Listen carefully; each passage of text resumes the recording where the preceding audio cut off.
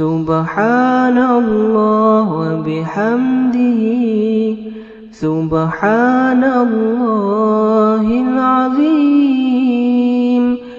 بسم اللہ الرحمن الرحیم۔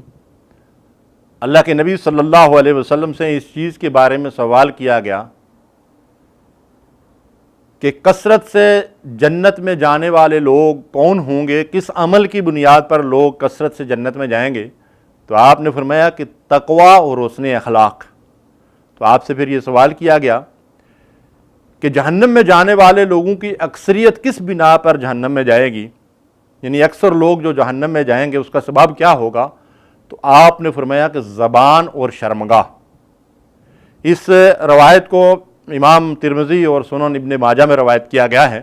تو محترم سامعین کرام، اس حدیث مبارکہ میں ہمیں یہ ہدایت کی گئی ہے کہ ہم حسن اخلاق اختیار کریں، لوگوں سے اچھا رویہ رکھیں، گھر والوں کے ساتھ اچھا برتاؤ کریں۔ نبی صلی اللہ علیہ وسلم نے فرمایا کہ حسن اخلاق کا سب سے زیادہ جو مستحق ہے وہ تمہارا گھرانہ ہے، اور اسی طریقے سے رشتہ داروں سے اور دوستوں سے اور دیگر لوگوں سے ہم اچھا شریفانہ رویہ اختیار کریں اور دوسروں کے حقوق ادا کریں اور پیار محبت کے ساتھ دوسروں سے جو ہے وہ برتاؤ کریں، اور اسی کے ساتھ صبر، شکر، سچائی اور دیانتداری کا راستہ اختیار کریں، اور ہر حال میں تقوی اختیار کریں۔ اس نے سلوک اور تقوی جنت میں داخلے کا ذریعہ ہے۔ تقوی سے مراد مختصراً یہ ہے کہ ہر حال میں اللہ کی اطاعت پر قائم رہنا اور اللہ کی نافرمانیوں سے اپنے آپ کو بچانا۔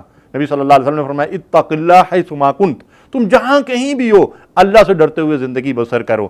تو یہ اللہ کی رضا اور جنت کے حصول کا ذریعہ ہے کہ ہم اچھے اخلاق سے دوسروں کے ساتھ پیش آئیں اور جو ہے وہ تقوی کا راستہ اختیار کریں۔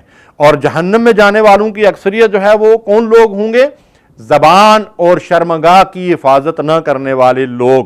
تو ہمیں چاہیے کہ اللہ اور رسول کی ان ہدایات کے اوپر عمل کریں۔ نبی صلی اللہ علیہ وسلم نے فرمایا کہ اگر تم مجھے زبان اور شرمگاہ کی حفاظت کی ضمانت دو تو میں تمہیں جنت کی ضمانت دیتا ہوں۔ ما یلفظ من قول الا لدیہ رقیب عتید۔ فرمایا کہ جو شخص زبان سے کوئی بات نکالتا ہے، ایک حاضر باش موجود ہوتا ہے جو فوری طور پر اس کو ثبت کر لیتا ہے۔ قیامت کے دن اللہ تعالیٰ کے ہاں اس کی جواب دہی کرنی پڑے گی۔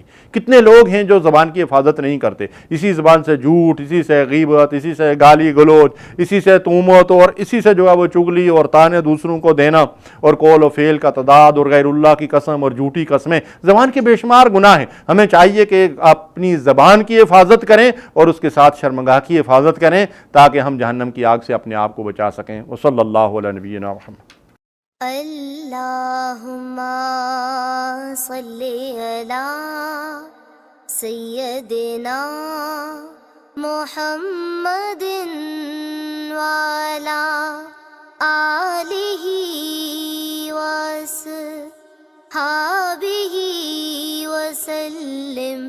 اللہم صلی علی سیدنا محمد وعلی آلہ وصحبہ وسلم۔